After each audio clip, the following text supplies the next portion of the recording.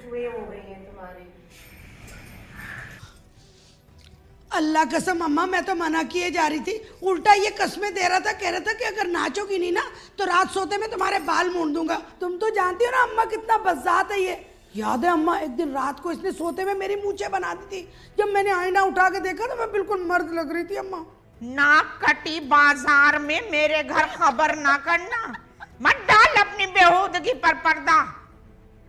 सिर्फ मेरी बच्ची, मेरी असल बच्ची बदरिका सर पे आंचल जमाए तुम सबसे लाताल्लुक खड़ी थी, और तुम तीनों बेगैरत मादर पिदर आजाद ऐसा गंदा रक्स कर रहे थे, मुझे तो यूं लगा जैसे मैं नेपियर रोड की सीढ़ियां चढ़ गई।